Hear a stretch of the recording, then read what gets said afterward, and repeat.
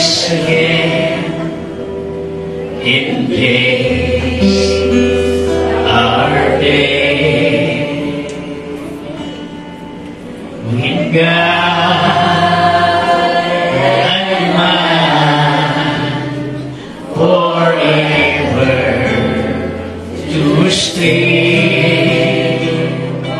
what a glorious revelation just to know and understand that Christ has came down and united His man. Once again, I see the word.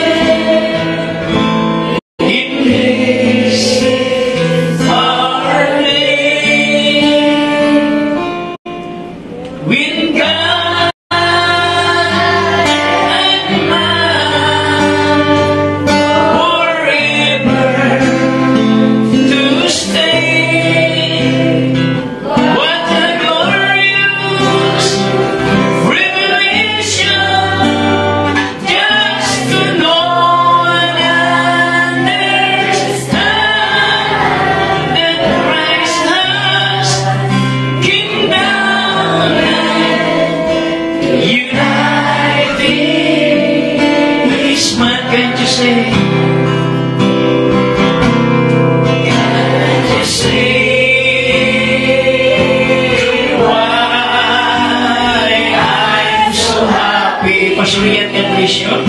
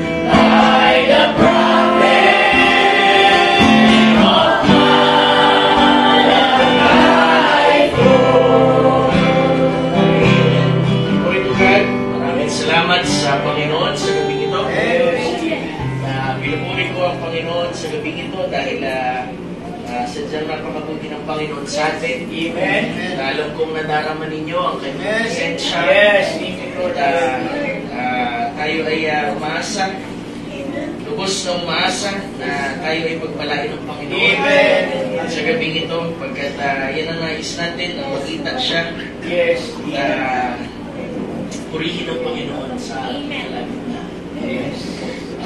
Muli ay nagpapasalamat ako sa panyaya ulit ng inyong mahal na pastor. Itong church na ito na palaging bukas ang pulpito upang makapagbahagi kung paano ako ay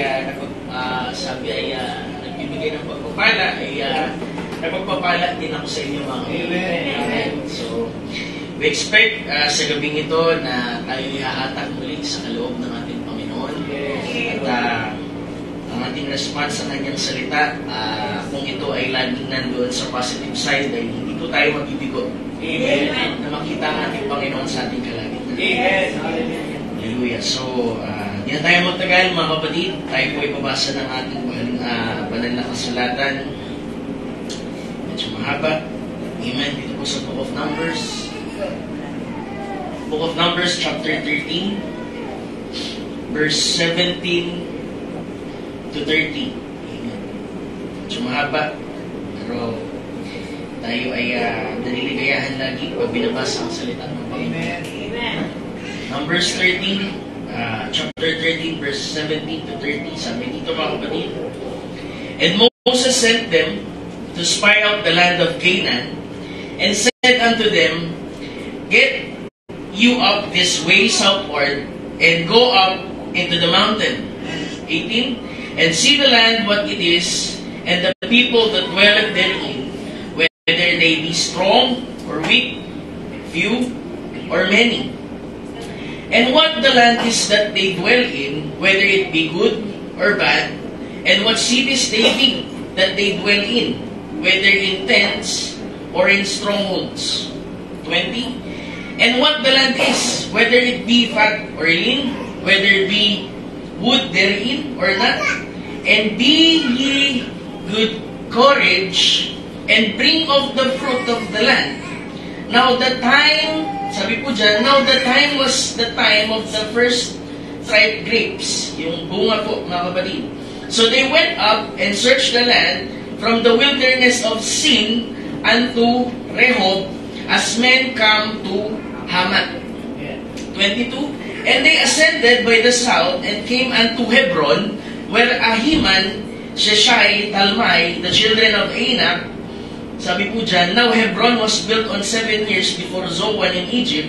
They came unto the brook of Eshcol and cut down from hence a branch with one cluster of grapes, and they bare it between two of staff, and they brought off the pomegranates and the figs. Dahil si Moses ay naghihingi sa kanila ng ebidensya dun sa lupang ipinangako sa kanila upang maging isang, alala nyo, memorial of God bilang pag-alala sa promisa ng Panginoon na talagang merong pangako para sa kanila. Amen. Sabi dyan, and they returned from searching of the land after 40 days, and they went and came to Moses and to Aaron and to all the congregation of children of Israel unto the wilderness of Paran, to Kadesh, and brought back the word unto them and unto all congregation, and shewed them the fruit of the land, yung ebidensya. 27. And they told him and said, We came unto the land whither thou sentest us, and sure it will flow with milk and honey, and this is the fruit of it. Dala-dala. 28. Nevertheless, the people be strong that dwelleth in the land, and the cities are walled, and very great. And moreover, we saw the children of Anak there. 29. And the Amalekites dwell in the land of south, and the Hittites, and Jebusites, and Amorites dwell in the mountains, and the Canaanites dwell by the sea, and by the coast of Jordan. Tinan yung 30, mga kapatid. And Caleb stilled the people before Moses, and said, Let us go up at once, and possess it, for we are well able to overcome it. Hallelujah. Glory to God. Pagpalain ng Diyos sa mga salita na ito, tayo po yung mananalangin. O mapagpalang Diyos, kami Panginoon na tumulog sa iyo sa labing ito, na ang aming puso at ang aming panampalataya, Panginoon, ay umahatak, Panginoon, sa iyong presensya. Na kami, Lord, ay pagpalain mo po, Panginoon, sa iyong mga salita, na habang ito, Diyos, ay iyong iniimay, Lord, sa aming pong kalagitnaan, ay pakanin mo, Lord, ang bawat kaluluwa mo, Diyos, na nauuhaw sa iyo sa gabi ito. Ikaw, Panginoon, ang nakakaalam, Panginoon, sa kanilang mga pangangailangan. Higit mong nalalaman, Panginoon, ang laman ng kanilang puso, Panginoon, ang kanilang kalagayan sa gabi ito.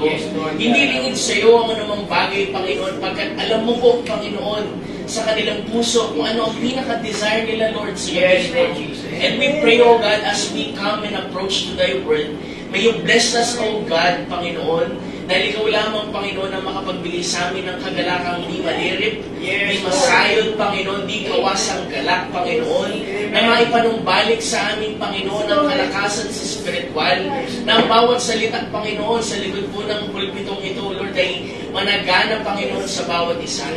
Lord, tulungan mo kami, Panginoon. Wala po kaming magagawa, Lord, sa gabing ito, kung wala yung presensya, Panginoon. But Lord, nangako ka, Panginoon, ang sabi mo, 2 o 3 na nagkatipon sa iyong pangalan, ay naroon ka, Lord, sa aming pong kalagitnaan. Kaya by faith, Lord, hihingi namin, O Diyos, ang confirmation mo, Lord, sa mga salita ko na ito, na kami, Lord, ay uwi, Lord, sa gabing ito na pinagpala, Panginoon, at tinanggap namin ang bahagi ng salita, Panginoon, na siyang kulang, Panginoon, sa buhay na ito upang kami umabot sa kasakdalan. Umasa kami, Lord, na kami, Panginoon, ay aalis dito, Diyos, naming natanggap, Panginoon, ang mga bagay na yan. Pagkat sabi mo, Panginoon, ang lahat ay posible ayon sa panampalataya at ayon sa kanilang pong panampalataya. Ang lahat po ay aming tinatagubilin sa iyo, Panginoon, sa iyong dakilat matamis na pangalan, aming Panginoon Jesus. Amen. Kahit may malaya na kung makaupo, mga kapatid. Amen. Glory to God. At maraming salamat muli sa ating Panginoon. Tayo ay naririto muli makapagbahagi at kung paano sa inyo yung kagalakan ito ay mas lalong kagalakan din sa akin. At dahil sabi ko, lagi sinasabi ni Sir Fernand ay nabibless din talaga ako sa mga kapatiran dito. Amen. Sabi ko, kahit sino matumayo dyan sa pulpit ninyo, talagang iba yung hatak nila doon sa word, yung kanilang response, mga kapatid. Kaya hindi talaga mabibigo, mga kapatid, yung ating expectation sa ating puso na talagang makita natin ang Panginoon. Pagkat wala naman tayo ibang nais makita kundi ang Panginoon. Hindi ang tao, hindi sinuman, kundi ang ating Panginoon. Kung maalala niyo, mga kapatid, nung mga minsan na nagkaroon ng revival sa ministry ng ating Panginoon, merong mga Greeks na lumapit, mga kapatid, kay Philip at kay Andrew, na ang sabi nga, Sirs, we would see Jesus. Amen. Yes. Sa tuwing tayo, mga kapatid, dahil nais natin makita ang ating Panginoon, ay nandun ng desire, ay hindi tayo mabibigo, mga kapatid. Yes. Na mapagpala, mapakita sa atin ang ating Panginoon, at ano man ang ating pangangailangan, ay maaabot niya. Yes. Amen. Glory to God. So, salamat muli sa ating Panginoon. Nais ko pa magatan, mga kapatid, ang munting mensahe na ito na the tribe of overcomer. Amen.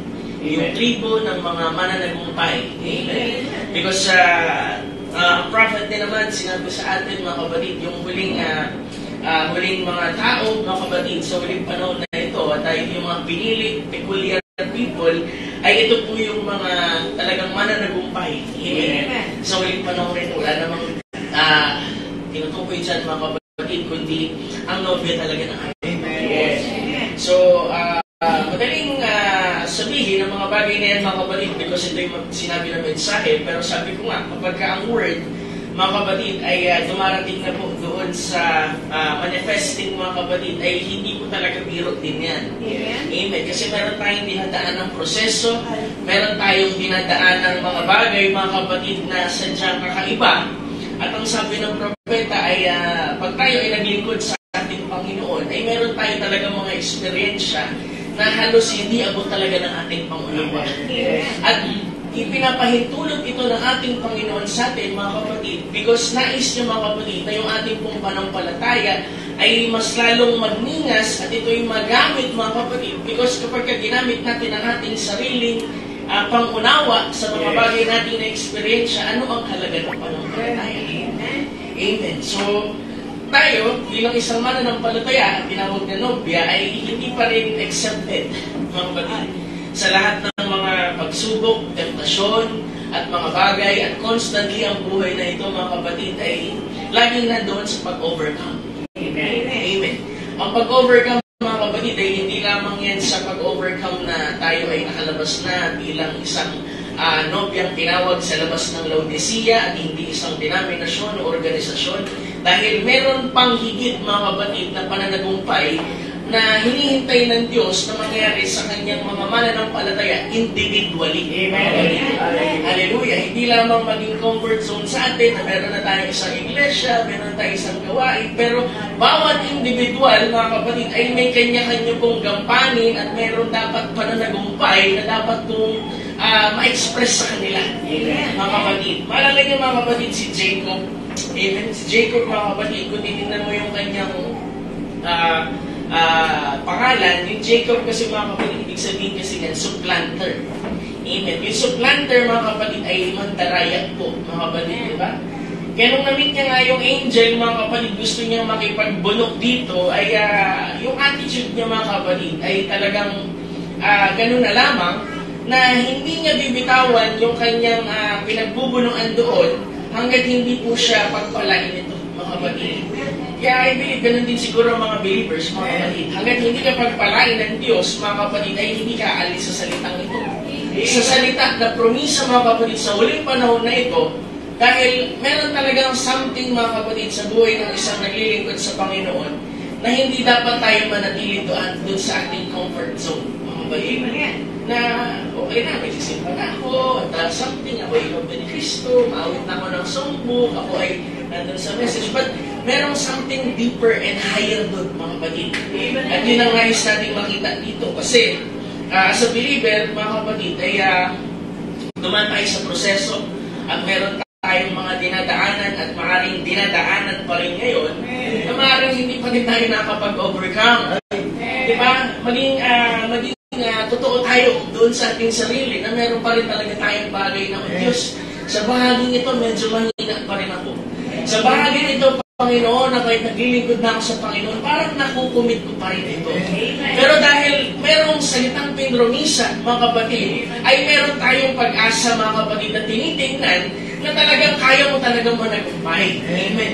Na hindi mananatili, mga kapatid, yung kalagayan mo bilang isang nandun na sa hinagpis, kalumbayan. Sabi ko nga, mga kapatid, last time, kung maalala niyo yung Memorial of God, yung Joseph's Bones, mga alipin na sila doon. At nahihirapan sila for 400 years at pinapalo. Pero pag tumitingin sila, mga kapatid, doon sa libingan ni Joseph, mga kapatid, naaalala nila na merong pangako. Merong something silang binabalik-balikan, mga kapatid, na kahit pa dumadanas sila, mga kapatid, ng isang experience na hindi naman nila pinili, hindi naman talaga nila gusto, pero pagka tumitingin sila doon, mga kapatid, sinasabi nila, one day, aalis kami dito. Amen. Kaya nung nalaman niya ni Paraon, mga kapatid, kung itutuloy natin ng konti, mga kapatid, itinago talaga nila yung buto ni Jose. Sabi ko nga, ilagay nila sa ilalim ng ilog ng Nilo, dahil alam nila, una, mapagpapala yung ilog ng Nilo. Yun yung ipinagmamalaki nila, kaya nga pinapulan ng Lord. Kasi doon ang gagaling yung isda, yung tubig, yung irigasyon, hallelujah, at itinago yung buto. Pero dumating pa rin sa punto, mga kapatid, kailangan ito pa rin ng Diyos ang kanyang pong pangako.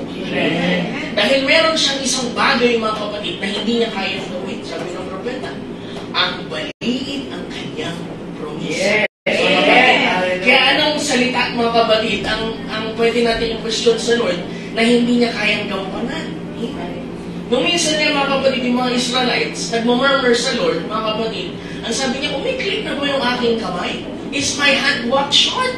Yes. Amen. Ano bang bagay na mahirap sa ating Panginoon? Amen. Hallelujah. Tayo lang minsan, mga kapatid, na nagsasabi na medyo mahirap, Lord. Amen. Pero hindi naman tayo hayaan ng Panginoon, mga kapatid, na manatili tayo sa ganun. Amen. Hallelujah. Kasi nagbigay siya ng example, mga kapatid. Hallelujah. Kagaya nito ni Caleb, mga kapatid. Si Caleb, sabi ko nga nung minsan sa inyo, ibig sabihin ng Caleb, mga kapatid, sa ibang salin, ay faithful dog, mga kapatid. Na nalaging nananatili kay Joshua, mga kapatid, na kung anong pilit ni Joshua, nakatigit siya natin. Kung anong sabihin ni Joshua, sinususugan niya ng amen. Hallelujah. Kaya makita mo, mga kapatid, yung taong mature, mga kapatid, sa word, lagi yung magka-amen. Kapag narinig ang salita ng Panginoon, positive lagi ang response, mga kapatid. Hallelujah. At itong si Caleb, mga kapatid, ang sabi dun sa 30, babalikan natin, nung marinig nila, mga kapatid, yung report. Hallelujah. Dahil dun sa Numbers, mga kapatid, Numbers 13, alam natin, meron pong 12 spies, mga kapatid, na pinadala per tribe doon sa land of Canaan. At yung 10 doon, mga kapatid, ang pangit ng report.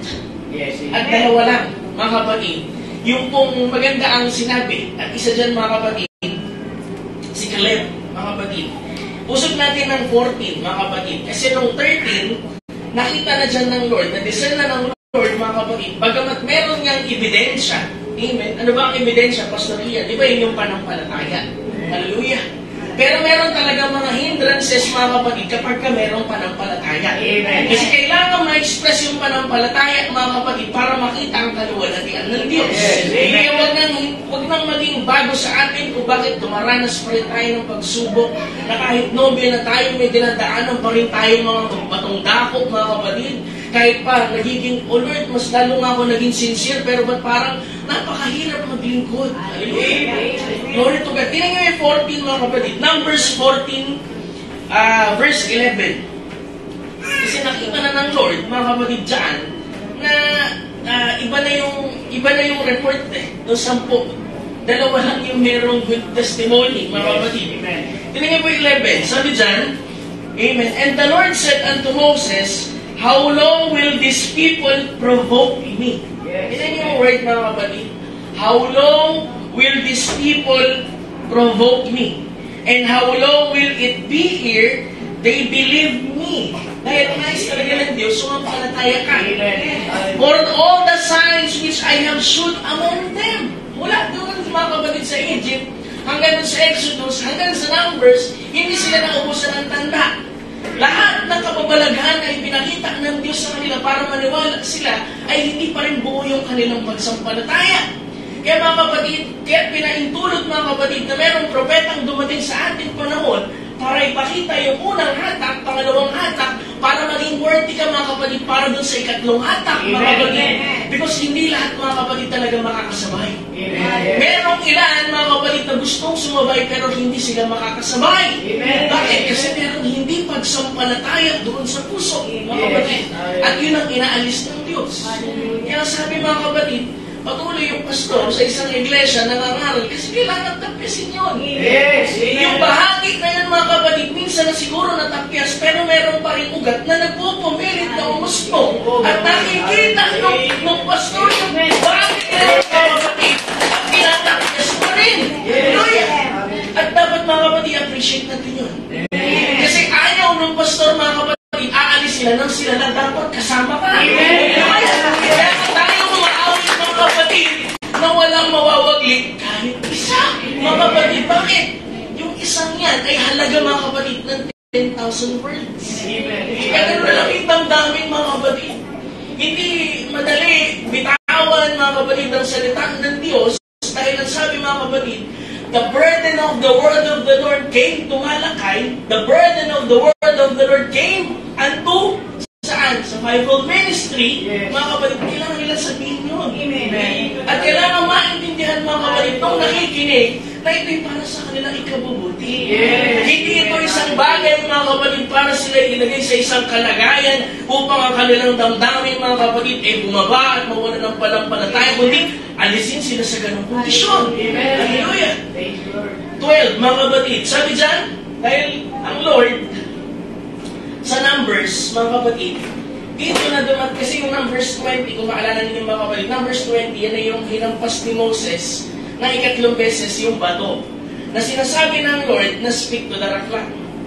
Kaya pagdating dun sa 14, mga kapatid, 20 yun, ito 14, nagpapahiwatig na ang Lord. Sabi dyan, dahil nga merong hindi pagsampalataya, I will smite them with the pestilence, and I will disinherit them, and will make them be a greater, ano sabi dito? And will make of thee. Sabi niya, ay aking sasaktan sila ng salot, yung Israel. Hindi ko sila pamamanahan, dahil ano ba yung mana? Yung promised land. Sabi niya, gagawin kita na isang bansang malaki at matibay kaysa sa kanila. Sabi niya, magpapaumpisa na lang ako sa iyo. Dahil inilabas ko ito sa Egypt, tapos yung kanilang attitude, kaya malaking bagay yung attitude, mga kapatid. Sa isang believer, mamaya dadaanan natin yan. Sabi dyan, At gagawin kitang isang bansang malaki at matibay kaysa sa kanila. Papasimulan na lang si Moses. Magpapasimula na lang ako sa iyo. Aalisin ko na lang sila. Di ba? Pwedeng sabihin ng Lord yan sa pastor, yung mga tupa mo ay ganito pa din. Aalisin ko na lang. Magpapasimula na lang ako sa iyo. Tinamay sagot ni Moses. And Moses said unto the Lord, and the Egyptians shall hear it. Maririnig din ang mga Egyptians, Lord. Hallelujah. For thou broughtest up these people in thy might from among them, sa Tagalog, sapagkat isinampa mo ang bayang ito ng iyong kapangyarihan sa gitna nila, at kanilang sasaysayin sa mga tumataan sa lupain ito, kanilang nabalitaan na ikaw, Panginoon, na nasa gitna ng bayang ito, sapagkat ika'y Panginoon at napakita ng mukhaan at ang iyong ulap ay nakatindig sa ibabaw ng mga yaon at ika'y nangunguna sa kanila at sa isang haliging ulap sa araw at isang haliging apoy sa gabi, kung iyong papatayin nga ang bayan ito para sa isang tao, ay magsasalita nga ang mga bansang nakabalita ngayon ng kabandugan na sasabihin, sapagkat hindi madadala ng Panginoon ang bayan ito sa lupain kanilang isinumpat sa kanila, ay kaya't kanyang pinatay sila sa ilang. Merong sinabi mga kapatid si Moses na, Lord, kapag pinatay mo sila, ibig sabihin lang niya mga kapatid, iinsultuhin ka ng ibang nasyon. Na dahil hindi mo sila nagawang itawid doon sa promised land, ay pinatay mo na lang sila sa ilang. So yun ay magiging insulto sa Panginoon. Ipinakita mga kapatid ni Moses, mga kapatid, sabi ko nga, yung ministry ni Moses is a prophet pastoral ministry. Na laging tumatayo. Na kung tutusin ay pwede nang i-judge ng Lord yan mga kapatid. Pero tumatayo siya doon. Nakikipag-bargaining siya mga kapatid. Na sinasabi niya, pag ginawa mo yan, ito ang magiging consequence. Hallelujah. Glory to God. Sabi niya pa, 17. At ngayon, idinadalangin ko sa iyo na itulot mo na ang kapangyarihan ng Panginoon ay maging dakila ayon sa iyong sinalita na sinasabi, ang Panginoon ay banayan. Pinaalala niya, mga kapatid, ang karakter na pinaalala niya dito ay bahagi ko ng kanyang salita. Kaya ang tanging paraan mga kapatid, para makuha mo mga kapatid ang pabor ng Diyos, ipaalala mo ang kanyang mga promisa. Mga kapatid, sabi niya, ang Panginoon ay banayad sa pagkagalit at sagana sa kaawaan na nagpapatawad ng kasamaan at ng pagsalangsang. At sa anumang paraan ay hindi aariing walang muang ang may sala na dinadalaw ang kasamaan ng mga ama ng anak ikatlo at ikaapat na salinlahi. 19, tingnan niyo mga kapatid. Hallelujah. Ipagpatawad mo, isinasamo ko sa iyo ang kasamaan ng bayang ito ayon sa kalakhan ng iyong kaawaan. At ayon sa iyong pagpapatawad sa bayang ito mula sa Ehipto hanggang ngayon. Sino si Moses, mga kapatid, para mangusap ng ganito sa Panginoon? Tinagin 20. At sinabi ng Panginoon, aking pinatawad ayon sa iyo salita. Na makita siya ng mga kapatid.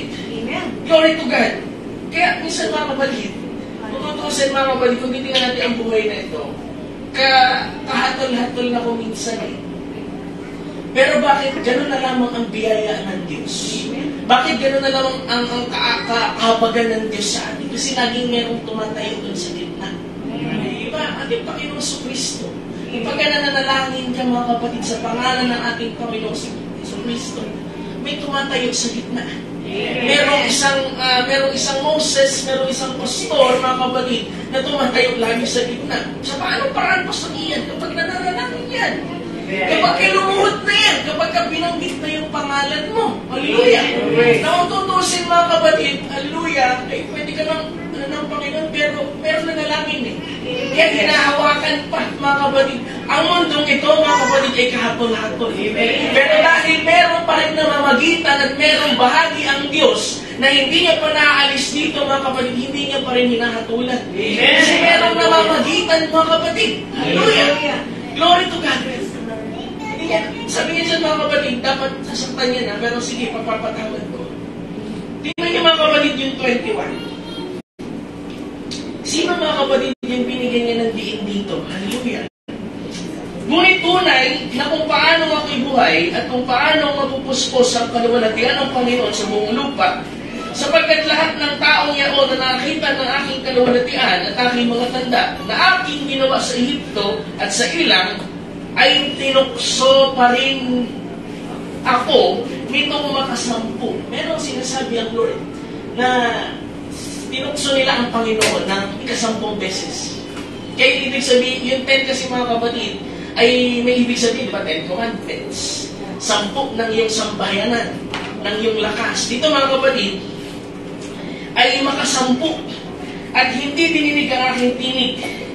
Tunay na hindi nila makikita ang lupain na aking sinumpa sa kanila, mga magulang, ni sino man sa kanila ay humamak sa akin ay hindi makakita. Kaya mahirap hamakin ang salita ng Diyos. Mahirap hamakin ang salita at ang promisa ng Panginoon. Amen. Hallelujah. Kasi dito, una talaga mga kapatid, titingnan mo, hindi naman talaga ang Diyos ang hinamak nila directly.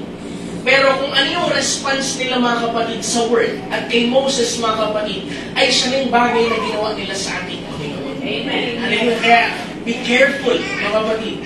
Yun yung 24. But my servant Caleb, because he had another spirit with him, and had followed me fully, yes, him will I bring into the land wherewith into he went, and his seed shall possess it. Amen. Pinatawad sila, mga kapatid, pero meron lang nag-stand na isa doon, mga kapatid, na na-recognize ka, mga kapatid. Kasi doon sa 10 spies, mga kapatid, dalawa nga lang, si Joshua at si Caleb. At itong si Caleb, mga kapatid, iba kasi yung testimony niya, mga kapatid, doon po sa 13. Nang sabi niya ay pinatahimik ni Caleb ang bayan kasi noong time na nagsalita na isang po na, oo, ito yung ebidensya. Diba? Meron mga ganyan eh. Nakikisimpatya na itong panampalataya ay totoo, itong mensahe ito ay totoo, pero yung kanilang response, mga kapatid, ay negatibo. Yan sabi ng mga kapatid, nakita ng Lord yun, pero merong isa doon, na sabi doon sa 14, yung patotoo, for he had another spirit with him. Hindi yan meron siyang reservang spirito, hindi.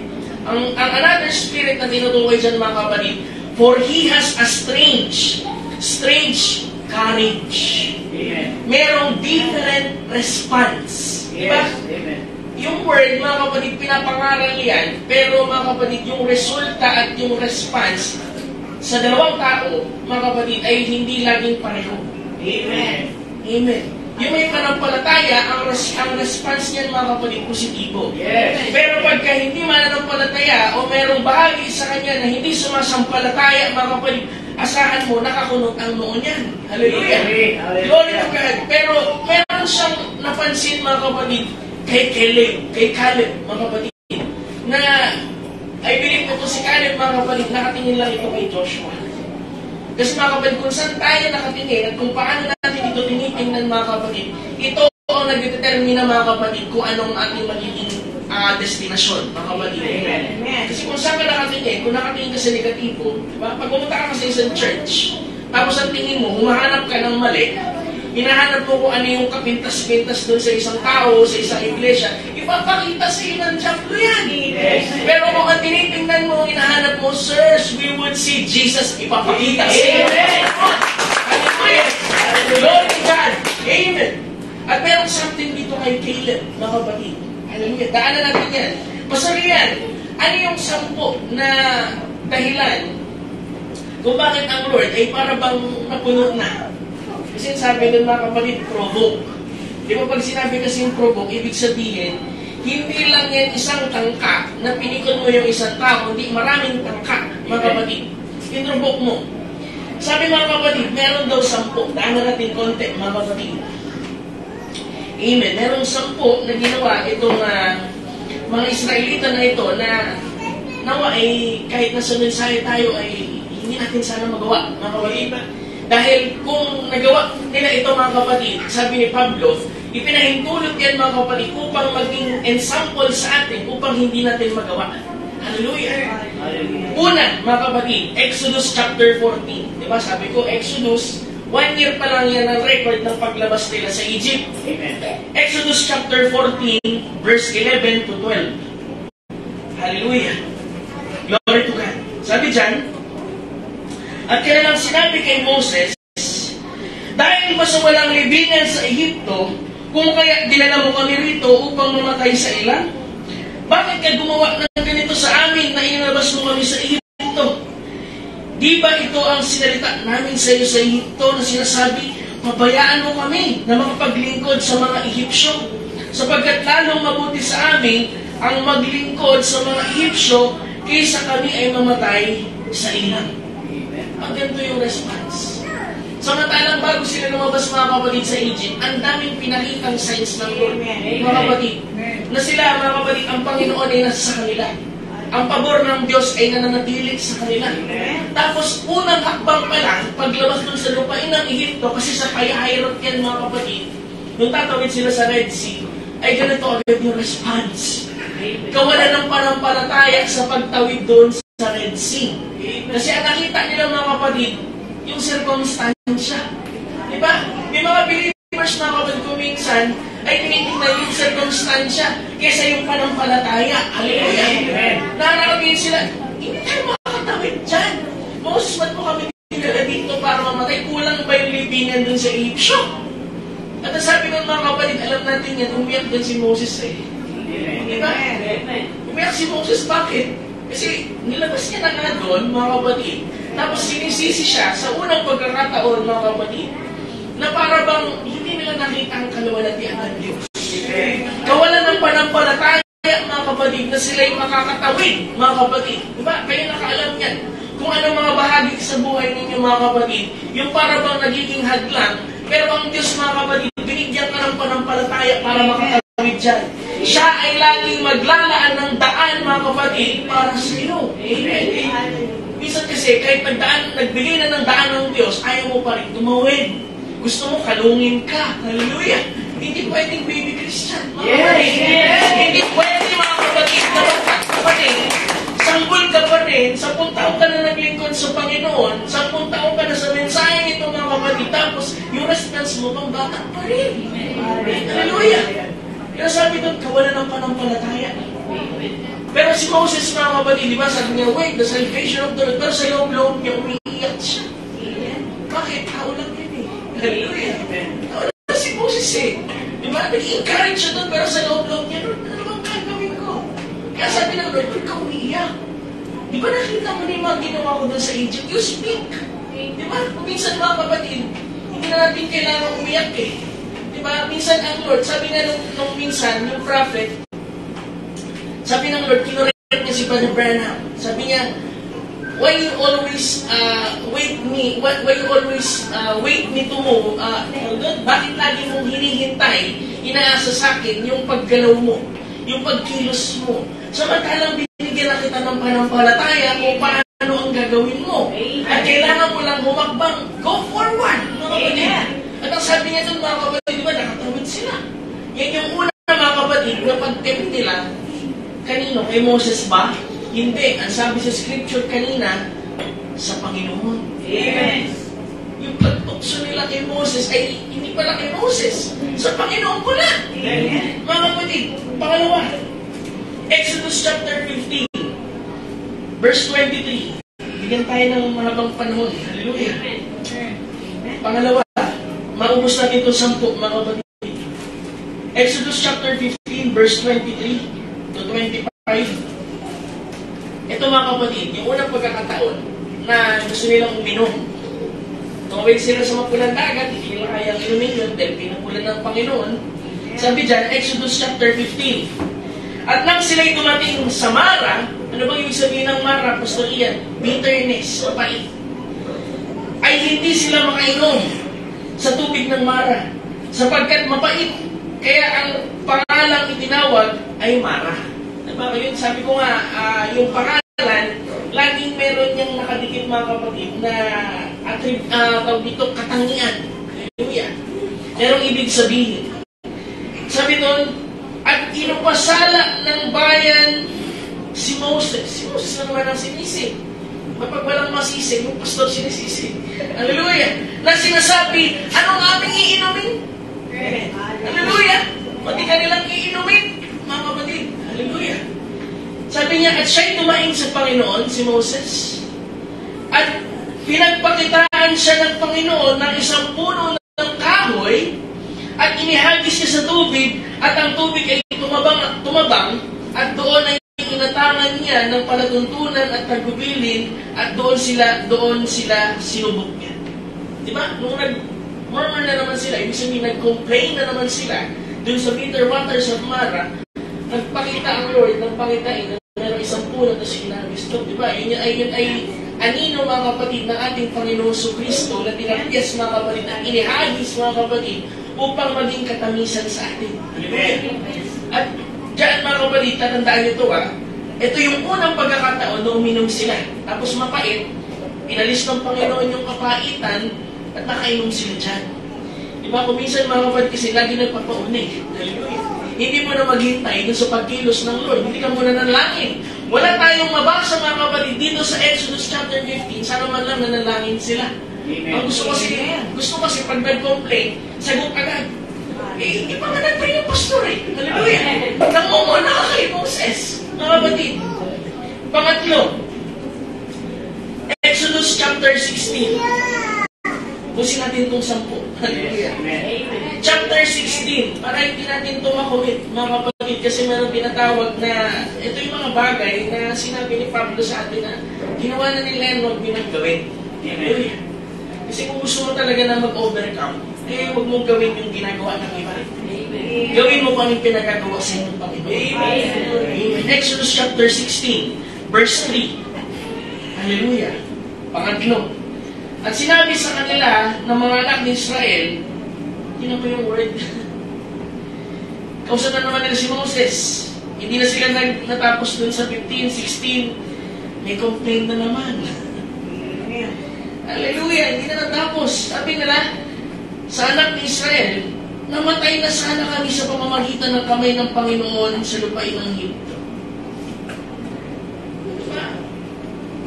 Napaka-ungrateful, mga kapatid. Na sila inilabas sa pagiging alipin, tapos konting problema, konting circumstance, sana namatay na lang kami. Hallelujah!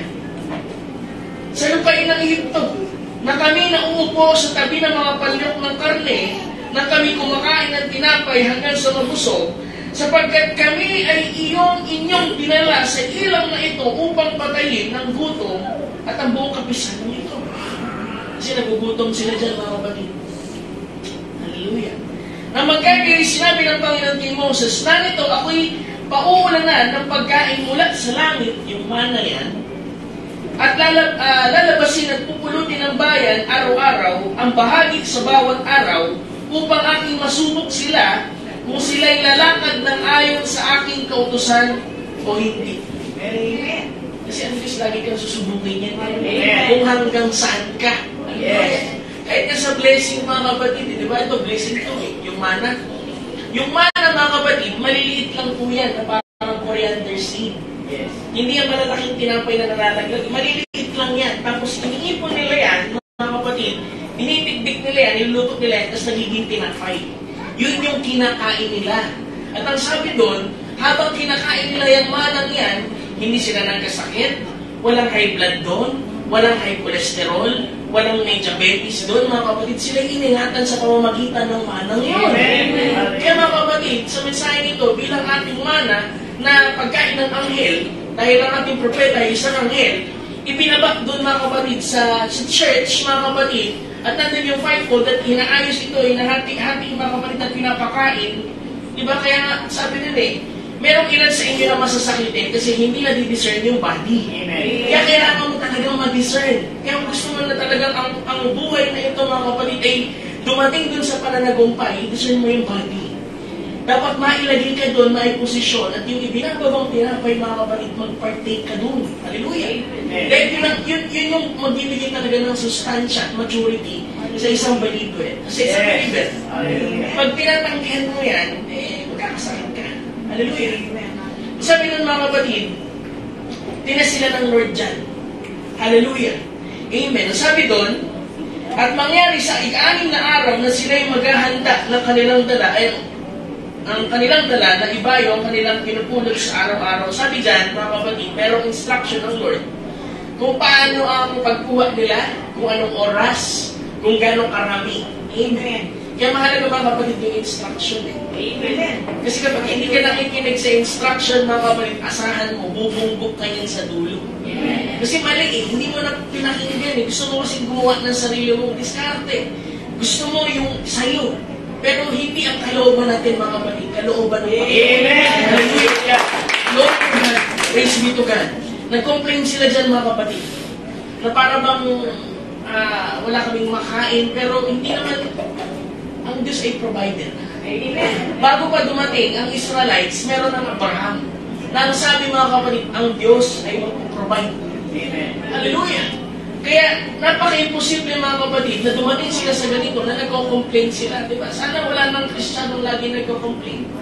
Diba? Kasi kapag ka-message believer ka, tapos nagko-complain ka pa rin, there is something wrong. Merong mali, mga kapatid. Napapakain ka naman ng tama ng Word. Amen. Lumalakad ka naman ng ayon sa kalooban ng Lord. Kung nandun ka na talaga sa kalooban. Pero kung nagko-complain ka, there is something wrong. Kasi dapat nakikita mo, mga kapatid, na ang lahat, all things work together. Amen. Kahit hindi maganda, hallelujah, yung dinadaanan mo, yung experience mo, para dun sa maliit na panahon na yun, ariin mo pa rin, siguro may purpose na word, bakit hindi maganda ito, siguro ganyan. Hallelujah. Glory to God. Pang-4. Sabi ko nga, 16. Yan, binaba yan eh. Sabi dyan, Exodus 16, verse 17, kung paano sila kukuha ng mana. Binigay yung instruction, mga kapatid. At ngayon, ginawa ng mga anak ng Israel ay may namulot ng marami, may kaunti. At nang timbangin sa Omer, ang namulot ng marami ay walang higit. At ang namulot ng kaunti ay hindi nagkulang. Amen. Bawat tao ay pumulot ng ayon sa kanyang ay. Kasi alam ng Lord talaga pangangailangan natin, mga kapatid. Amen. Hindi man tayo pagyamanin, hindi tayo pagpupulangan. Amen. Hallelujah. At tandaan nyo yan, mga kapatid, hindi man tayo pagyamanin. Kasi, hallelujah, hindi yan sign, mga kapatid, na diba, laging favor ng Lord. Sabi nga ng prophet, minsan yung pangay naglalayo. Kapag masyado kang nandun sa, babalik ka sa trabaho at basta anything, mga kapatid, outside of Christ na naglalayo sa'yo kay Kristo, mga kapatid, is idolatry, mga kapatid. So, maingat tayo dyan. Hallelujah. Sabi dyan, at sinabi ni Moses sa kanila, huwag magtira ng ayon sa sino man hanggang sa umaga. Gayon may, hindi sila nakinig kay Moses, kundi ang iba sa kanila ay nagtira ng yaon hanggang sa umaga at inuod at bumaho at nag-init sa kanila si Moses. Yung na instruction dito, hindi nakinig. Amen. Spirit yan eh. Yung hindi nakikinig. Hallelujah. Na sinabi na ganito ang gawin, ganito instruction, tapos hindi nakinig. Kasi nag-aalala para doon sa kanyang sariling kalagayan na baka pagkulangan siya ng Panginoon. Kaya, kumuha sila doon, sabi, huwag kayo magtitira. Kasi yung mana na yan, mga kapatid, natutunaw yun pagdating ng tanghali. Kailangan i-consume. Pero dahil siguro ang isip nila, wala na para bukas dahil ang kanilang pagsalig lagi, mga kapatid, sa provision ng Lord ay ayon sa panampalataya. Ayon sa pangangailangan nila. Kaya yung kakayahan nila bilang tao, mga kapatid, na umunawa na hindi sila pababayaan ng Diyos, hindi nila maunawaan yun. Pero pinakita ng Diyos, sabi nga, wala silang damit na lumuma. Wala silang sapatos na napudpod. Diba? Kaya kami awit eh. Mga kapatid, diba? Thank you, Lord, for all the blessings upon me. Amen. Diba? Hindi tayo pinagkulangan ng Diyos. Nakatingin ka kasi dun sa kulang. Pero yung hindi ka pinagkulangan, hindi mo na-appreciate. Di ba marami na tayo hiniling sa Panginoon na maaaring hindi niya ibinigay kasi baka mamaya ikapapahamak mo. Pero bakit hindi mo papasalamatan yung mga bagay na hindi mo hiningi, pero binigay sa iyo ng Diyos? Hallelujah! Glory to God! Mag-collect sila ng mana, hindi nakinig. Diba yung una, dapat sundin instruction, yung ikaapat, hindi nakinig sa instruction. Pang-lima, Hallelujah. Exodus 16 pa rin, verse 25. At sinabi ni Moses, kainin ninyo yaon ngayon, sapagkat ngayon Sabat na ipinapangiling sa Panginoon, ngayon hindi kayo makakasumpong sa parang. Diba dun sa 6th day, sabi ni Moses, mag-keep kayo ng pang 2 araw. Kasi yung Sabat na araw ng kanilang papahingahan, hindi kayo makakasumpong ng mana. Amen. 6 na araw na yun, napupulutin, tatapwat sa 7th araw ay Sabat, hindi magkakaroon. Clear ang instruction ni Moses na dun sa 7th day, hindi magkakaroon. Amen.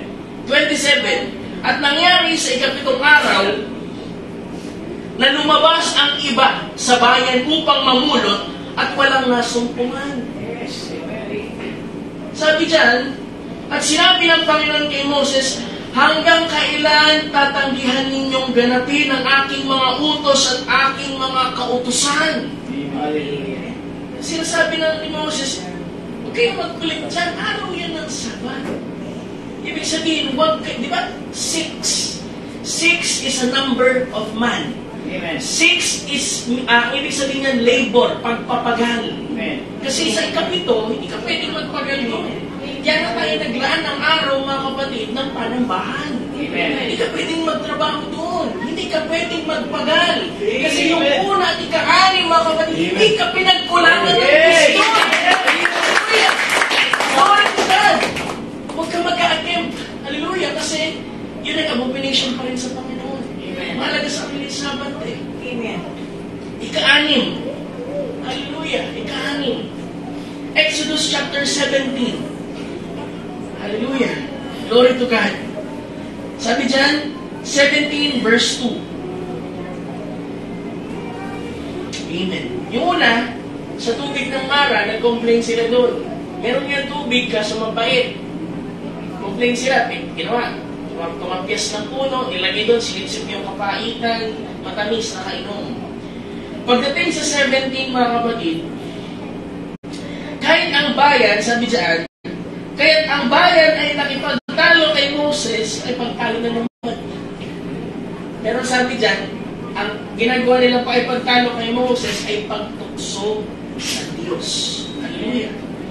At nagsabi, bigyan mo kami ng tubig na aming mainom. At sinabi ni Moses sa kanila, bakit kayo nakikipagtalo sa akin?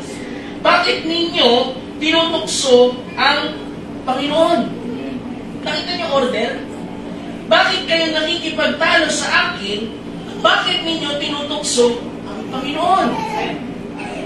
3. At ang bayan ay nauhaw at inapasala sa bayan si Moses at sinabi, bakit mo kami sinampa rito mula sa Ehipto upang patayin? Ito na naman yung word.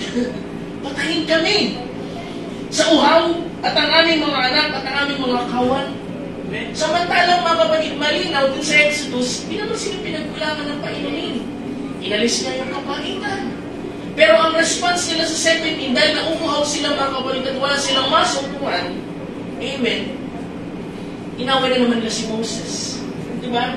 Tao lagi naghahanap ng masisisi. Amen. Right. Amen. Kahit na ang kasisisi yung sarili, sisisihin, iba. Amen. Kahit na ikaw yung mali, sisihin mo yung pastor. Amen. Hallelujah. Kahit na ikaw may problema, sisihin mo pa rin yun. Hallelujah. Si Moses pa rin sinisisi mo. Kahit na ikaw yung mali. Amen. Pero sabi di ba mga kapatid, yung 1 Corinthians chapter 10, tingnan lang natin, Brad. 1 Corinthians chapter 10. Tingnan natin kung totoo ba yung sinasabi nila na wala silang mainom. Verse 1 to 6. 1 Corinthians chapter 10. Sabi dyan, no? Sapagkat hindi ko ibig, mga kapatid, na hindi ninyo malaman na ang ating mga magulang ay nangapa sa ilalim ng alapaap at ang lahat ay nagsitawid sa dagat. 2. At ang lahat ay nangabautismuhan kay Moses sa alapaap at sa dagat. At ang lahat ay nagsikain ng isang pagkain ding ayon sa Espiritu, yung mana, at sabi dyan, at lahat ay nagsisiinom ng isang inumin ding ayon sa Espiritu, sapagkat nagsisiinom sa batong ayon sa Espiritu na sumusunod sa kanila, At ang batong yaon ay si Kristo. Amen. Hallelujah. Sabi doon, wala kami mainom, Moses. Pero ba't ang sabi dito sa Corinthians, and did all drink the same spiritual drink, for they drank of that spiritual rock that followed them. Amen. And that rock was Christ. Ibig sabihin, kasi mga kapatid sa Old Testament, di ba merong tabernacle of congregation? Yung tent doon na itinatayo nila, pero nakakapasok lang naman kasi talaga doon, mga Levites, sila nag-minister, di ba? Meron tatlong bahagi yun. Outer court, holy place, tsaka holies of holies. Kapag ang pillar of fire, mga kapatid, pipihit yan ng ibang lugar, papaklasin nila yun, mga kapatid. Tapos lalakad na naman sila, pupunta na naman sa promised land. Kung saan huminto yung pillar of fire, bababa nila yun, i-assemble na naman, mga kapatid. Kaya sabi dito, kung saan sila huminto, ay merong batong laging sumusunod sa kanila. Amen. Na kung saan sila pahintuin ng pillar of fire o pillar of cloud, mga kapatid, merong bato doon. Nasabi ko sa testimony, pag binalikan mo, mga kapatid, ng Exodus, ito yung pinalo ni Moses. Kasi nauuhaw sila. Sabi ng Lord, sige, Moses, tatayo ako doon, sa batong iyon, tapos yung rod mo dyan, ihampas mo doon. Kasi judgment rod yun, mga kapatid. Ihampas mo doon, nakainom sila ng tubig doon. Kaya pagka binaklas na naman nila yung tabernacle of congregation, mga kapatid, at lumipat na naman sa ibang lugar, maupunan sila, may bato na naman doon. Hallelujah! Kaya hindi ko maintindihan. Hallelujah! Ba't sila nagko-complain ng ganito? Na yung batong yun, hindi nawala doon. Amen. Hallelujah! Tayo na nag-iisip na wala ang Diyos eh. Amen. Tayo na nag-iisip, mga kapatid. Kasi ikaw ang malayo sa Diyos. Amen. Hindi, sabi nga, follow them. Hindi sila iniwan, mga kapatid. At ang batong yun daw ay si Kristo. Amen. Mga kapatid, na sila'y pinainom. Kung saan huminto, painumin sila. Kaya kahit saan man dali ng isang Kristiyano, mga kapatid, painumin niya ng Panginoon. Hindi yan pagkulangan, mga kapatid. Amen. Saan man ilagay, mga kapatid, di ba? Kung saan ilagay ng Panginoon, mga kapatid, pagiging kasapatan sa ilagay si Kristo. Yes. Amen. Hallelujah. Lord to God. Tao lang talaga ang makomplain kung minsan. At hindi na totoo yung sinasabi. Sa sobrang pressure, sa sobrang hindi na alam ang gagawin, dahil walang masisi, nakakapagsalita ng mga bagay, mga kapatid, na hindi na totoo. Diba? Mahirap yan. Hallelujah. Yan po yung sa repredict yan, mga kapatid, yung 70 na yan. Hallelujah. Hindi naman sila pinagkulangan. Sabi doon, bagamat ang karamihan sa kanila ay hindi na nakalugod sa Diyos sapagkat sila'y ibinuwal sa ilang, ang mga bagay na ito'y pawang naging mga halimbawa sa atin upang huwag tayong magsipagnasa ng mga bagay na masama na gaya naman nila na nagsipagnasa. Amen. Kasi meron silang desire. Pagka ang desire ng tao, mga kapatid, hindi in line sa desire o vision ng Lord, ikakapahamak mo yan. Amen. Kaya lagi mong hilingin ang kalooban ng Panginoon. Glory to God. Amen. 7, ikapito, na pagtukso nila sa ating Panginoon. Exodus chapter 32. Balik tayong konti. Amen. Sabi dyan, chapter 32, verse 7. Sabi dyan, at salita ng Panginoon kay Moses, yumaon ka at bumaba ka, sapagkat ang iyong bayan ay iyong isinampa mula sa lupain ng Ehipto ay nagsisama. Tinan niyo yung word, sabi doon, ang iyong bayan. Pero una, nung nandun po sila sa Egypt, ang salita ng Lord, my people. Yes. Pero dahil hindi na tumutugma yung kanilang gawa doon sa kalooban ng Diyos, dinusoon na sila. Yes. Yung bayan mo, Moses. Yung mga tao mo, Moses. Yan ang nagagawa kapag umalis ka sa presensya ng Panginoon. Hallelujah. Sila'y humiwalay na madali sa daan na aking inutos sa kanila. Sila'y gumawa ng isang guyang binugo at kanilang sinamba at kanilang inihain at kanilang sinabi, ang mga ito'y iyong maging mga Diyos o Israel na nagsampa sa iyo mula sa lupain ng Ehipto. Nakatakot, mga kapatid. Sabi nila, yung itinayo nila, mga kapatid, na golden calf, yun daw yung nag-alis sa kanila sa Egypt. Yun daw yung Diyos na dapat nilang sambahin. Yun daw yung Diyos na kumbaga santoral, yun daw yung, ito kasi yung nagbigay sa akin ng pagpapala, Brad eh. Nakalimutan na yung Lord. Dahil lang nawala si Moses, ibig sabihin, siguro tumalikod lang si pastor. O kaya, nag-mission lang ng 1 week. Sabi, ito na yung Diyos natin. Hallelujah. Kasi si Moses, mga kapatid, 40 days and 40 nights wala. Kasi dala-dala niya, mga kapatid, yung 2 tables ng 10 utos. Noong nasa taas ng si Moses, sa bandang gitna si Joshua, hinihintay si Moses. Kaya talaga, mga kapatid, si Joshua kaya din talaga pilis ng Lord kasi naghihintay kay Moses eh. Amen. Pero yung mga tao na hindi makapaghintay dun sa gawing ibaba, mga kapatid, gumawa ng sarili nilang gawa. Nung hindi nila makita, mga kapatid, yung presence ni Moses, iniisip nila pinabayaan na tayo. Hallelujah. Wala na kasi sa atin. Hallelujah. Hindi na nag-preach. Hallelujah. Pero hindi nila alam, may pinagagawa kasi ang Lord sa Kanya. Amen. At yung pinagagawa ng Lord para sa Kanya ay para din naman sa kanila. At dahil na lang yung tables. Hallelujah. Hindi na sila makapaghintay, mga kapatid. Glory to God. Di ba nakakatakot? Sabi nila, ito yung nag-alis sa atin sa Egypto. Para nangyari yun. At kung pag pinasa mo yan, mga kapatid, si Aaron kasi hindi nakasama dun sa bundok eh. Si Aaron pa yung kumuha-kuha, mga kapatid, ng mga alahas, ng mga ginto. Kasi gawa sa ginto yan eh. Di ba? Sige na, sister, akin yung hikaw mo. Tagal mo na message believer. Akin na, gagawin natin yung golden calf. Hallelujah. Glory to God. Sabi doon, at sinabi ng Panginoon kay Moses, aking nakita ang bayang ito, at narito, isang bayang may matigas na ulo. Diba? Pastor Ian, ako rin, aminado kasi ako, meron talaga akong matigas na ulo eh. Anong sabi ng prophet dyan? Yung stubborn spirit. Meron kasi mga believer, mga kapatid, pure naman yung desire maglingkod sa Lord. Pero meron mga circumstansya na hindi sila makapagpatuloy fully sa pagsunod sa Word. Kasi meron din talagang bahagi sa kanila na pumipigil sa kanila. Spirit yan, mga kapatid. Sabi niya, hindi mo dinisar yan, hindi mo ginusto yan, maaaring na-inherit mo yan sa magulang mo, sabi ng prophet. Hindi mo magagawang i-rebuke ng paulit-ulit yan at aalis yan. Eh, pastor, paano matatanggal yan? Yung ganyang pagiging matigas ang ulo. Nasabi doon, ilagay mo yan sa altar ng Diyos, ipag-pray mo, at tanggapin mo na may panampalataya na yan ay nawala na sa iyo.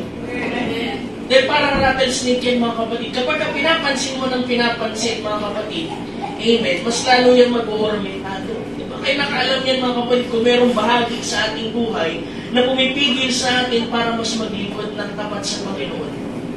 Diba? Ito yung bahagi, Pastor Ian, na hindi pa rin ako makakapagpus dito. Hindi pa rin ako makapag-overcome dito. Sabi doon, parang rattlesnake, huwag mong pansinin, kunin mo sa panampalataya, hingin mo ng tawad sa Panginoon, hilingin mo na alisin sa iyo ng Diyos, sampalatayanan mo na inalis na sa iyo ng Diyos, at wala na. Magugulat ka, wala na. Amen. Hallelujah. Glory to God. Amen. 8, mga kapatid. Glory to God. Numbers 11. Numbers 11, verse 1 to 3. Sabi dyan, at ang bayan ay naging parang mapagpupasala na nagsasalita ng masama sa pakinig ng Panginoon. Hallelujah. At nang marinig ng Panginoon ay nagningas ang kanyang galit at ang apoy ng Panginoon ay sumunod sa gitna nila at sinupok ang kahuli-hulihang bahagi ng kampamento. Ano yan, Pastor Ian? Yan yung mga marites. Yan yung mga tumalikod lang si Pastor, tumalikod lang si Moses, rant ng rant, ito kasi sa church, ito ganyan. Eh, narinig ng Lord, mga kapatid. Nasabi doon, at ang bayan ay humimik kay Moses at si Moses ay nanalangin sa Panginoon at ang apoy ay namatay. Kung hindi na naman nanamagitan, mga kapatid, si Moses, baka walang natira sa kanila doon. Kasi pinumpok sila doon, mga kapatid. Kaya sabi ng prophet hallelujah, if you can respect naman, respect the office that He holds in. Amen. When your pastor walks, respect him. Kasi sabi niya doon, pag binasa mo yung quote doon, I hear some brethren speak na nagsasalita sa likuran ng kanilang mga pastor. Hindi magandang ugali. Diba? Hindi magandang ugali. Si Lord nga nagalit eh. Pero yung pastor namamagitan, Lord, pagpunsan Lord, kasi wala po siya sa tamang pag-iisip eh. Kasi nagawa niya lang naman yan kasi hindi pa siya mature doon, alam mo naman eh. Namagitan na naman, mga kapatid. Glory to God, kaya nawala yung apoy.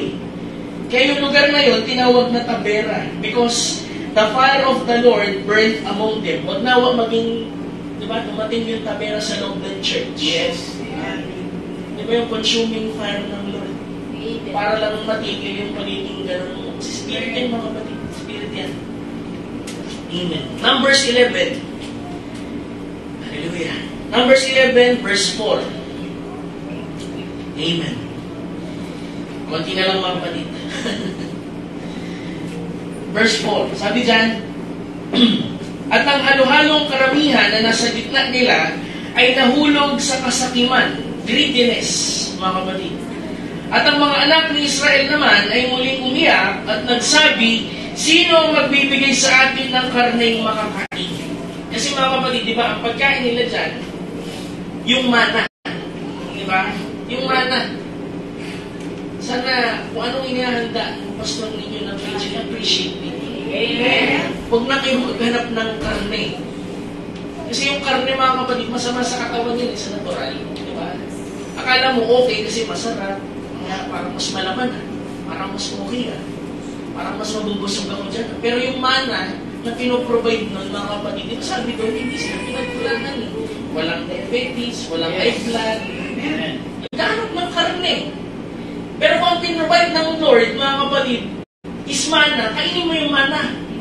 Kasi provided way yun ng Lord. Amen. Pag lumabas ka sa provided way ng Lord, mga kapatid, permissive yun. Hallelujah. Ating naalala ang mga isda. Naalala naman ng Egypt. Kaya pag lagi kang lumilingon pabalik kung saan ka galing, mga kapatid, hindi ka makapunta sa pararoonan mo. Para ka nagmamaneho ng isang sasakyan, palinga ka sa likod, mamaya nabangga ka na, mga kapatid.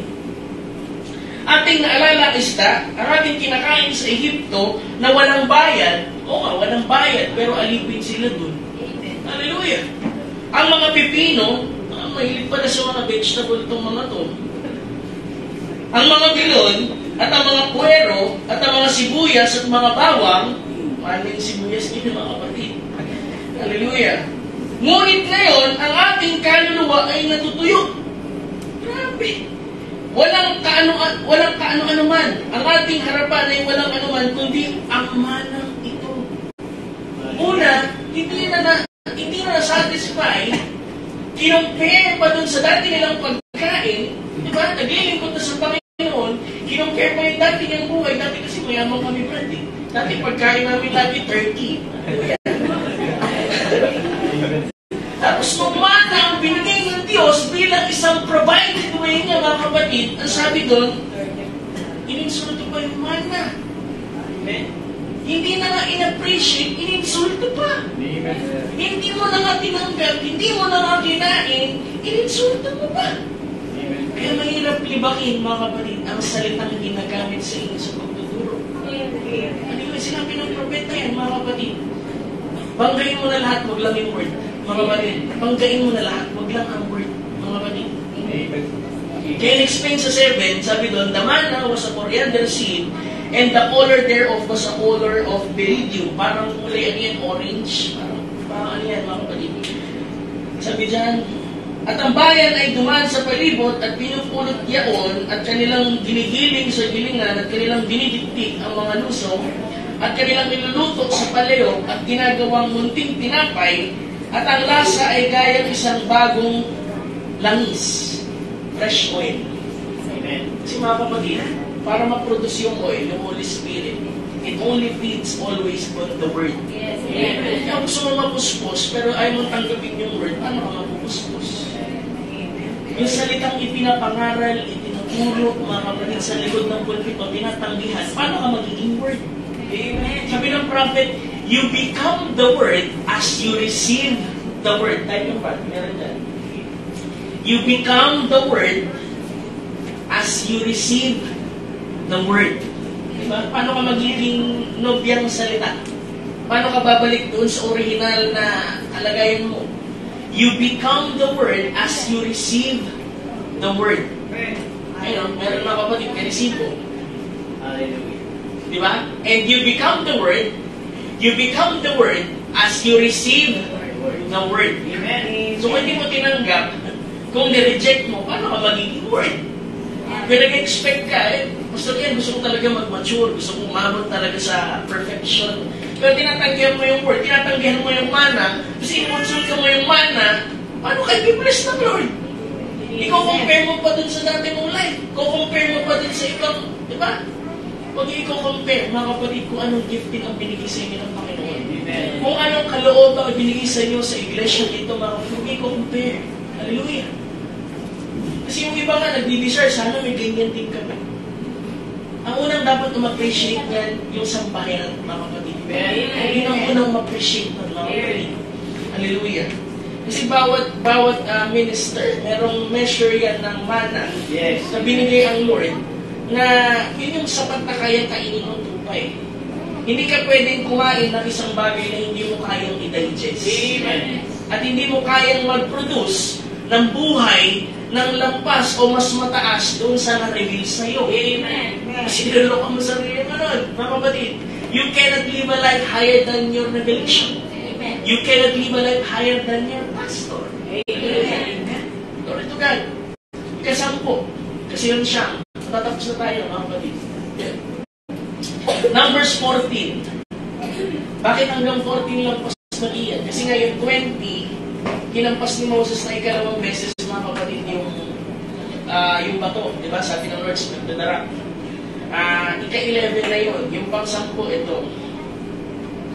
Sabi niya dyan, 14 verse 1, at ang buong kapisanan ay naglakas ng kanilang tinig at humiyaw, at ang bayan ay umiyak ng gabing yaon.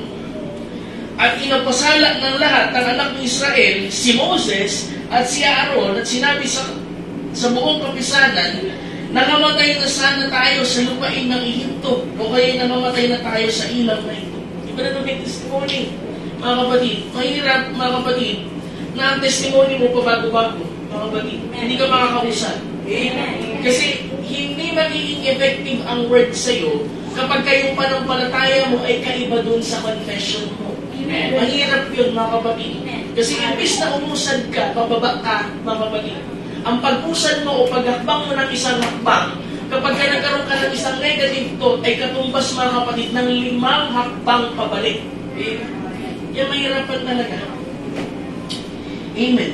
Sabi dyan, at bakit kaya tayo dinala ng Panginoon sa lupain ito upang tayo'y mabuwal sa tabak at ang ating mga asawa at ating mga anak ay maging mga huli? Hindi ba magaling sa atin na tayo'y magbalik sa Ehipto? Ito ka. At nag-usap-usapan sila, tayo'y maglagay ng isang kapitan at tayo'y magbalik sa Ehipto. Diba? Ito ka. Kawalan, mga kapatid, nagtiwala sa Panginoon na kaya talaga silang dalhin sa promise land. Sabi dyan, at na magkagayoy si Moses at si Aaron ay nagpatirap ng mga malalaking ubas, bumalik kayo dito. Sabi doon yung 10, pangit yung report, yung 2, okay.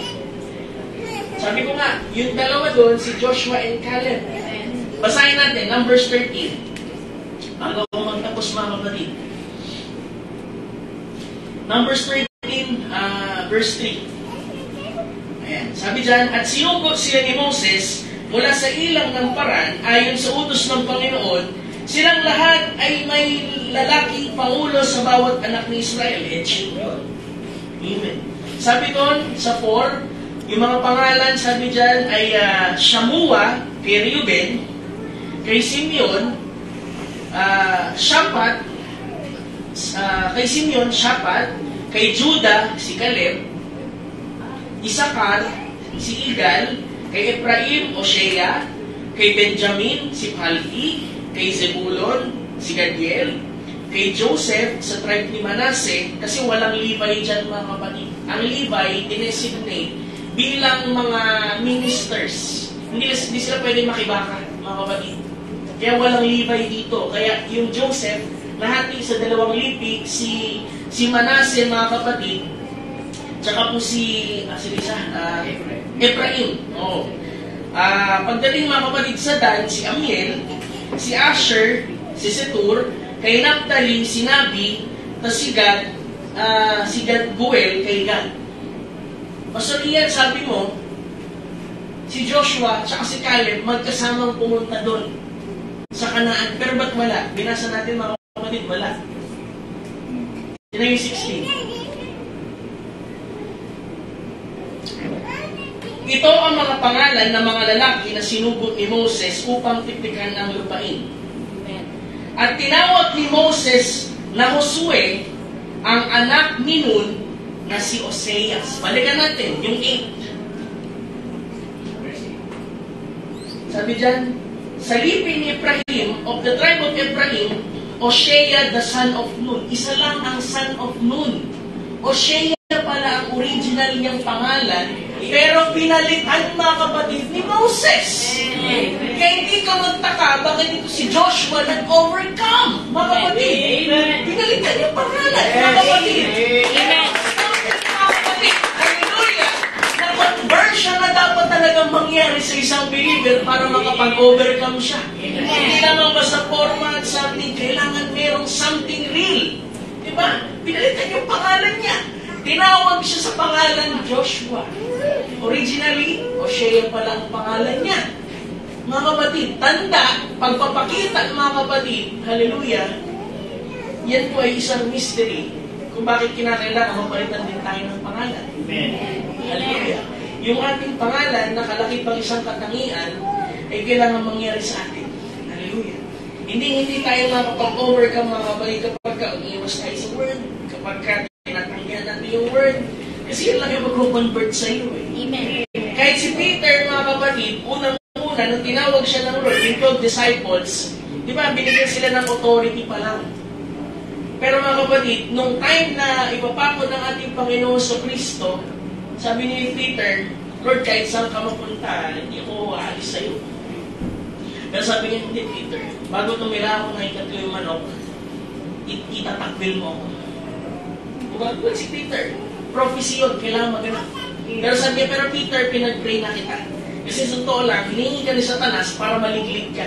Pero pinalangin na kita na ang panampalataya mo ay huwag mabigo. And after your conversion, strengthen your brethren. Amen. Hallelujah. That's right. Binatan din siya ng pangalan eh. From Cephas to Peter, mga kapatid. Kasi alam ng Lord, mag-overcome talaga si Peter. Hindi pa man dumating mga kapatid, yung tama, appointed time, pero nag-prophesy ng ating Panginoon, hindi na Cephas, hindi na Simon, Peter na itatawag sa'yo. Kung paano si Oshea ay tinawag mga kapatid na Joshua, hallelujah, nag-overcome din. Amen. Hallelujah. Napag-unawa natin. Amen. Na mga kapatid, yung ating response, Amen. doon sa word, mga kapatid. Gaya natin si Caleb. Merong something sa kanya, another spirit, strange, courage, different response. Hallelujah. Sa word. Amen. Meron tatlong bahagi na dapat matutunan ng isang naglilingkod sa Panginoon. Tamang approach sa word, tamang approach sa gift, tamang approach sa Lord. Amen. Kung ang tatlong bagay na ito, mga kapatid, ay magagawa ng isang believer, mag-overcome yan. Yes. Ano mang ilagay sa iyo ng kaaway, ano mang sirkumstansya, mga kapatid, amen, mag-overcome yan. Dahil, mga kapatid, yung ating lamang kung response sa word, doon nakikita eh. Yung ating response, kung yung tinuturo sa atin, kung paano natin pinahahalagahan. Diba? Sabi ko nga, minsan nag-usap kami ng sister wife ko eh. Usap lang. At minsan, masarap na inspiration eh. Sabi ko, kung ano ang pagpapahalaga mo sa ministry, ay yun din ang uri ng pagpapahalaga ng buhay mo sa Panginoon. Amen. Kahit sinasabi yan, kahit sa politiko kayo mag-preach, mga kapatid, lagi niyong pahalagahan, mga kapatid, yung tumatayo para sa inyo. Lagi kayo manatili sa likod nito, mga kapatid. Hallelujah. Kasi kung siyang bearer ng word, hindi kayo ilalagay sa kanya. Lagi nyo lang sundan kung anong pihit, kung siya'y kumaliwa, kung siya'y kumanan, sundan nyo lang, mga kapatid. Kasi imposible, mga kapatid, tawagin yan. Tapos walang power merong power ng overcoming din yan. Hallelujah. At kung sinusundan mo, kasi si Joshua, mga kapatid, lagi siya nakabantay kay Moses. Pag binasa niyo yung scripture, lagi siya nakabantay, mga kapatid. Hindi bantay na tingin niya kung magkakamali. Kasi mga tao, meron yung nagbabantay, hindi niya magkamali. May maipipintas. Pero kung hinihintay niyo, mga kapatid, meron siyang, hallelujah, meron siyang gustong makita, meron siyang virtue na gustong makuha, mga kapatid, matutunan sa kanya, i-honor niya ng Lord. Because as you respect Him, you are respecting God. Amen. Yung pagpalaki ng Panginoon. Blessing, hindi yan material, mga kapatid. Susunod na lang yan, dahil ng Panginoon. Pero yung totoong pinagpala, mga kapatid, tatandaan natin, ang totoong pinagpala ay yung taong nagagawang gumanap sa salita ng Diyos. Yan ang totoong pinagpala, mga kapatid. Siguro, ay dito na lamang masyado ng mahaba. Pasensya na po, mga kapatid, pero ito ang kagalangan ko, mga kapatid, na maibahagi sa inyo. So, ano po bang daragdag ng Panginoon ng iyong mahal na pastor ay patuloy lang natin pakinggan. Pagpalain kayo ng ating Panginoon. Tuloy tayo, mga kapatid. Nalaki lang tayo sa glit at bago ibigay sa inyong mahal na pastor. Hallelujah. Glory to God. Thank you, Jesus. Oh, hallelujah. Kapagpalang Diyos na may-ari sa aming buhay. Holy Lord, nagpapasalamat kami, Panginoon, sa mga salita po na ito na pinagkaloob mo sa amin. Tunay, Lord, na ikaw ay dakila, maluwalhati, Panginoon, at patuloy na gumagawa sa aming kalagitnaan. Papasalamat kami, O Diyos, sa pagkilos mo at sa response, O God, ng iyong pong mga lingkod, O Diyos, sa tanong ito. Na tunay, Lord, na kung meron, Panginoong desire, ay laging ituturo ito, Panginoon, sa isang tiyak na bagay. At ito'y makahayag, Lord, sa amin pong kalagitnaan. Purihin ka, O Diyos, sa gabing ito, ano po mga salita, Panginoon, ng aming matunghayan, Panginoon, ay maging kalakasan ito sa amin lagi. Maituwid kami sa anumang aming mga gawi. Turuan kami, O Diyos, sa anuman ang aming pagkukulang at ilagay mo kami, O Diyos, sa iyo pong sakdal na kalooban. Tunay, O Lord, na hindi mo kami pinabayaan. Huwag mo nawa, O Diyos, na kami, Lord, makakomit ng anumang temptation na ito, Lord, pagtukso ng mga Israelita sa iyo. Kundi, Lord, ilagay mo kami, Panginoon, sa laging pagsunod, Panginoon, sa iyong salita. Nais namin, Lord, na makita sa buhay na ito na kami umabot, O Diyos, sa kapuspusan, Panginoon, ng iyong mga salita. At ang sabi mo, Lord, sabi ng iyong mensahero, Lord, na kami, Lord, ay manatili lamang na sumunod fully, Panginoon, sa iyong pong salita at ipagkaloob mo sa amin ang bahagi ito, Panginoon.